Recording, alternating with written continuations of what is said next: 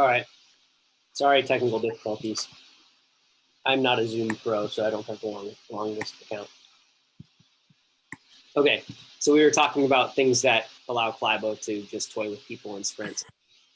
And I think, like, for me, what I was thinking is, one, he has the distance fitness that allows him to last through the heats, whereas maybe some of the guys like Juve and Chavanat, who are clearly just super strong and super powerful, maybe they don't have the same sort of ability to last so long. I still don't think that argument totally works, because Klaebo's also just dominating in the qualifiers. So I think there's something else that he has. I think technically, for whatever reason, like, he's just able to stay so relaxed while moving at a super high speed. I still don't understand how what specifically it is about that he's able to do better than the best in the world. Because you would think there are enough people that cross-country ski sprint that are this good that, like, he shouldn't just be, like, dominating like he is, in my opinion. So that's why I'm just saying I just don't get it. It blows my mind. I have two thoughts. When Klaebo really came on the scene and got his first podiums at the senior level in Norway, the Norwegian national coaches basically said that he was the best that they had ever seen when it came to always applying pressure to and accelerating the skis and skiing like the corners and the transitions. And I think if you watch him ski a lot of the heats, there's a video that's like a, so it makes basically making a highlight reel of like Klaebo downhill.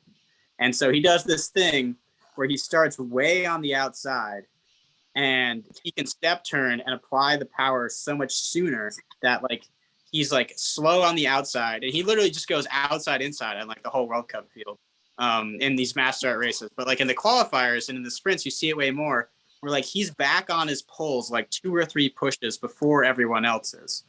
I think that he got ahead technically when he was younger, and he was sort of at the forefront of the like really compact, really stable, really quiet upper body, really dynamic lower body skiing.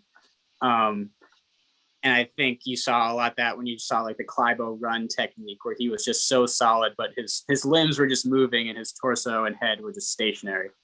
And I feel like now that advantage has compounded because I think that he now has some material that is like unbelievable. Like, I feel like some of his skate skis and classic skis must just be absolutely unreal. And I'm sure that he could do it on any pair of skis, but I do think that, you know, when it comes to material advantage, the rich get richer. And I gotta believe that he is like A+ #1 on the Fisher pick list. And when you combine that technical know-how, the transitional stuff, and I also think that he's just really good at tucking. Like, his skis are perfectly flat. The pressure's on the front. There's like no speed scrub at all. And so I think sort of all of his technical stuff and the cherry on top is just like absolutely top tier skis. It's like almost like Jake is saying, it's like it's impossible to counter. It's like, how's he going to win this time?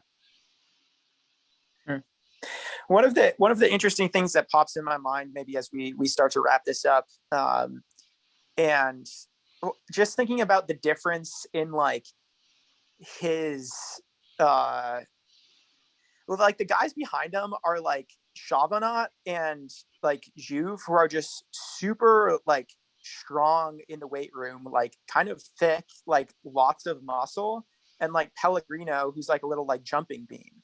And there's just, this is one of the really cool things about skiing, is that so many different body types can be like great because there's different advantages to different ones. But like Klaebo is very different in that way than like the guys who are right behind him. And I don't know exactly what that does or what the pros and cons are. But you know, there could be something there as well.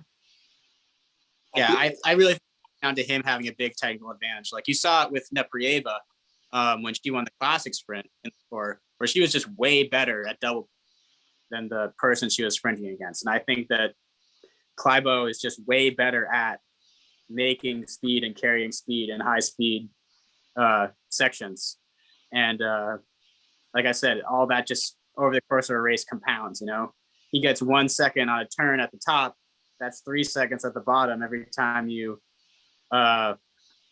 you know, have a section like that over the course of a race. That's 15 seconds in the World Cup. That's an incredible margin. So I think other skiers have this like big technical advantage in certain sections. He just happens to have it in sections that are really fast and compound and make it so that he can create a big. I also think, going off of what you said, Luke, I think he has, like, physiologically, he's just very good in like every area. Like, he's strong. He's like, he's not like the Pellegrino jumping beam, but he's clearly like very springy and explosive. And obviously he has some sort of endurance that allows him to win mass starts. We can wax rhapsodic about this all day. But I think it's probably time that we put a cherry on the pod here. What do you think, Luke?